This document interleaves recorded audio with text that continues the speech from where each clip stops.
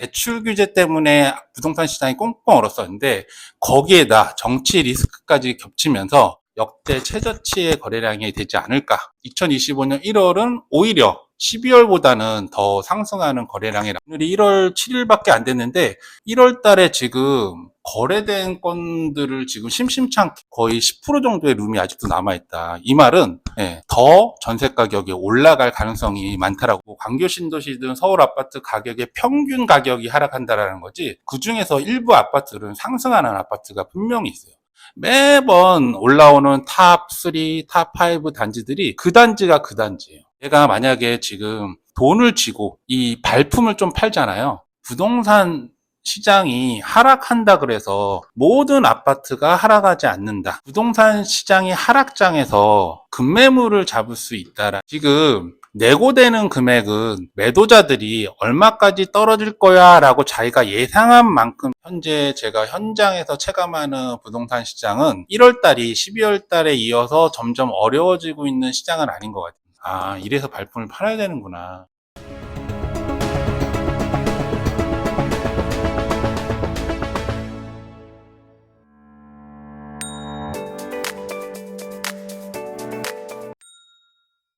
안녕하세요, 하담입니다. 제가 매월 초에 광교 신도시의 아파트 매매, 전세, 실거래가 동향을 영상으로 찍고 있어요. 제 영상 구독해 주시면 아마 어떤 분들보다 조금 현실감 있는 현장의 목소리를 누구보다 빨리 들으실 수 있지 않을까, 이렇게 생각을 합니다. 제가 지난달 11월 달 실거래가 그 동향을 찍었을 때 지금 매도자랑 매수자랑 팽팽한 심리 싸움을 하고 있다, 이렇게 말씀을 드렸거든요. 12월 3일 날 지금 비상계엄령 사태가 있었잖아요. 그때 이후로 팽팽하던 심리 싸움이 한쪽으로 쏠린 분위기가 현재 부동산 분위기라고 말씀드릴 수 있어요. 대출 규제 때문에 부동산 시장이 꽁꽁 얼었었는데 거기에다 정치 리스크까지 겹치면서 아마 우리나라 전체 부동산 시장이 아마 가장 꽁꽁 얼었던 한 달이 아닐까, 이렇게 생각하고 12월에 이 거래량은 아마 역대 최저치의 거래량이 되지 않을까.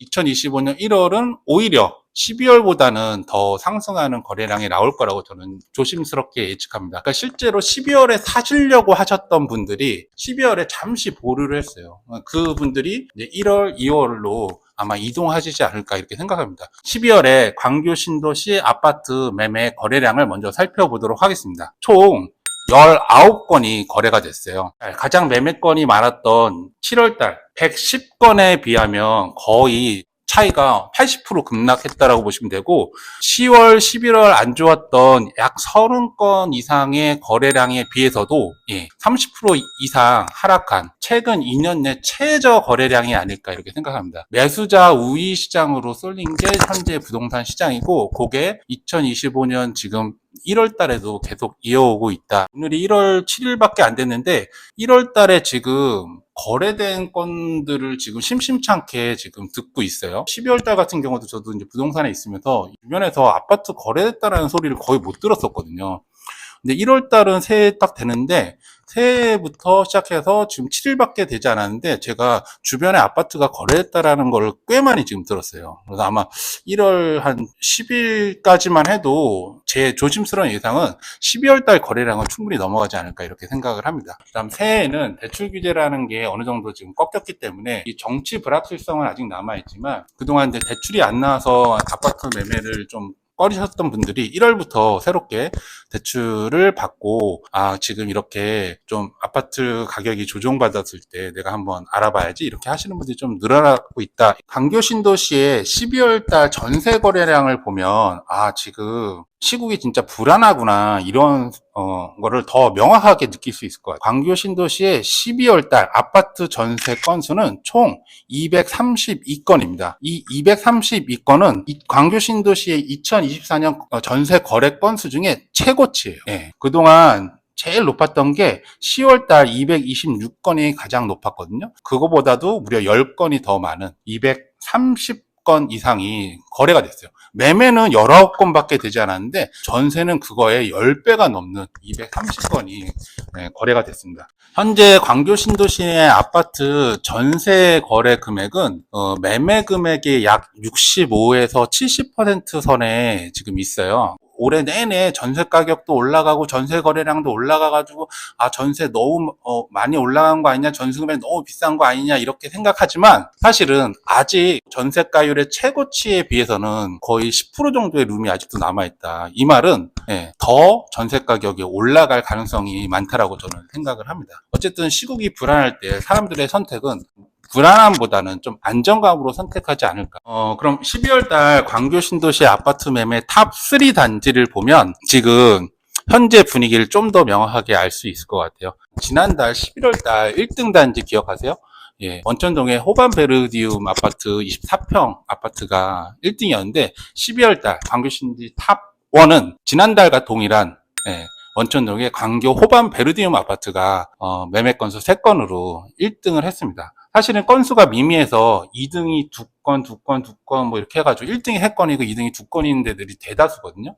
경기가 어려울 때 사람들은 결국은 인기 단지를 찾게 돼 있는 것 같아서 우리가 아파트 가격이 하락한다 그럴 때 이 하락은 전체가 하락한다라고 생각을 하거든요. 근데 여기에 약간의 오류가 있어요. 사실은 우리가 어떤 가격이 하락한다라고 하는 거는 전체 평균을 얘기하는 거지 전체가 하락한다라고 얘기하지 않거든요.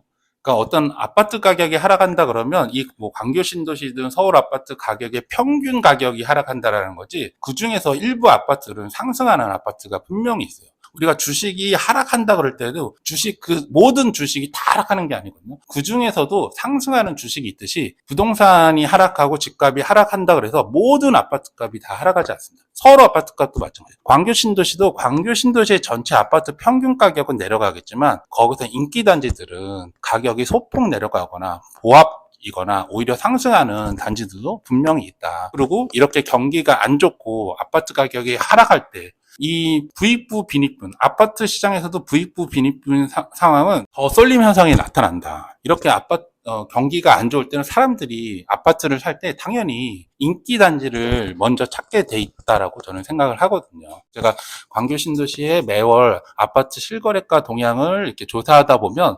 매번 올라오는 탑 3, 탑 5 단지들이 그 단지가 그 단지예요. 결국은 다른 지역에서 아니면 우리 광교 신도시 내에서 사람들이 이동할 때 결국 우리가 이동하는 첫 번째 1순위, 2순위, 3순위 아파트들은 이 아파트들 중에 있다.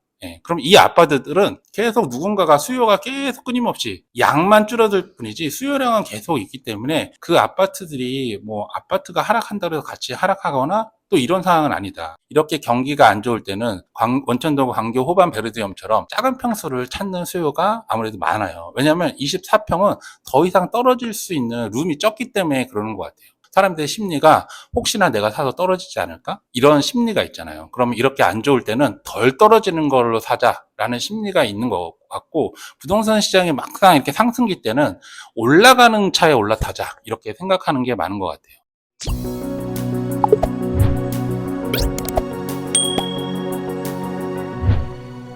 이 불확실성한 정치 리스크 때문에 매수자 위로 확실히 바뀐 게 체감이 돼요. 매도자분도 내년에 어렵겠구나. 내년 상반기는 일단은 어렵겠구나. 그러면 우리 집 지금 누가 산다 그럴 때 좀 깎아줘야 되겠다. 이렇게 내고의 폭이 지금 틀려졌다. 이렇게 보시면 돼요. 그래서 오히려 지금처럼 매도자들도 마음이 하락 쪽으로 가는구나 이렇게 생각할 때 매수자 입장에서는 되게 기회의 시기라고 저는 항상 얘기를 하거든요. 왜냐면 이 내고의 폭이 내가 만약에 지금 돈을 쥐고 이 발품을 좀 팔잖아요. 그러면 여러분들이 정말 좋은 금매를 잡을 수 있는 시기가 이 2025년 상반기가 아닐까 이렇게 생각합니다. 반대로 내가 어떤 바닥을 확인하고 올라간다라고 할 때 매도자들도 그걸 알거든요. 그때는 매도자들은 내고가 전혀 없어요. 올라가는 걸 아니까 매수자도 알지만 매도자도 알아요. 그럼 매도자 입장에서는 깎아주고 팔 필요가 없어요. 이제 올라갈 건데 내 금액을 더 올리면 올렸지. 내가 왜 깎아줘? 이게 사람의 심리예요. 많은 전문가들이 예상하는 게 올해 2025년 상반기는 좀 아파트 부동산 시장은 어려울 것 같고 하반기부터 다시 좀 살아날 것 같다라는 게 대다수의 이제 전문가들의 예상이거든요. 2024년 부동산 시장을 대표하는 두 단어를 저보로 뽑으라 그러면 첫 번째가 신생아 특례 대출이고 두 번째가 스트레스 지수 도입이에요. 2025년에도 25년 7월 달에 3차 스트레스 지수 도입이 예고돼 있어요. 그렇다 그러면 과연 이렇게 부동산 시장이 꽁꽁 얼어가고 전국이 불안하고 금리가 내려가고 이럴 때 과연 예정돼 있는 7월 달에 스트레스 지수를 3차를 시행을 할 것이냐 아니면 지금 2차를 3차를 시행하지 않고 2차를 연장해서 갈 것이냐 아니면 정말 희망적인 거면 아예 스트레스 지수를 없앨 것이냐 이거에 따라서 2025년 부동산 시장에 변곡점이 일어나지 않을까 하는 저 개인적인 예상을 해봅니다.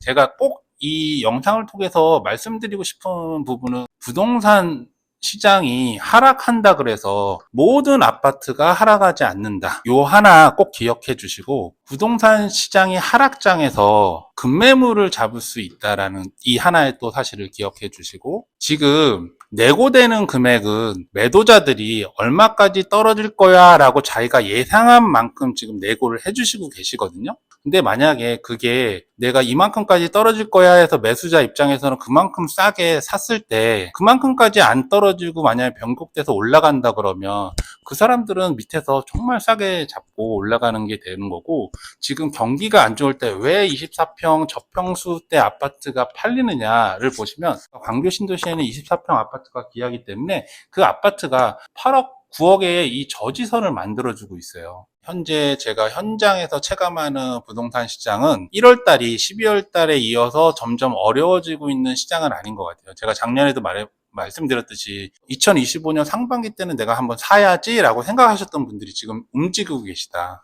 그래서 지금 아직 1월 달이 10일 3분의 1도 지나지 않았는데 제 체감상에는 12월 거래량을 벌써 넘어간 듯한 체감입니다. 2024년 1월에도 그랬거든요. 우리가 모르게 1월 달에 거래량이 많이 싹 급매물을 싹 걷어갔던 그런 내역이 있거든요. 2025년에 아파트 매매를 생각하시는 분들은 아무래도 하반기보다는 상반기 때 그 시기를 제가 말씀드릴 수는 없어요. 그거는 본인의 운이고 본인의 저건 거지 언제 1월 달이 저점인지 2월 달이 저점인지 3월 달이 저점인지 4월 달이 저점인지 5월 달이 저점인지는 누구도 맞출 수 없어요. 그렇지만 모든 전문가들이 말하는 것처럼 2025년은 상반기가 실수요자한테는 가장 기회 시기가 아닐까 이렇게 예상하는 거는 동일하다. 현장에 있으면 이래서 발품을 팔아야 되는구나 이런 느낌이 저도 드는 게 좀 사실입니다. 어쨌든 저한테 도움을 요청하실 분들은 이 연락처로 연락 주시면 제가 이 상황에 맞는 광교 신도시의 아파트를 추천해 드리도록 하겠습니다. 이 영상이 도움이 되셨다면 구독, 좋아요, 알림 설정 부탁드리도록 하겠습니다. 이상 하담이었습니다. 안녕히 계십시오.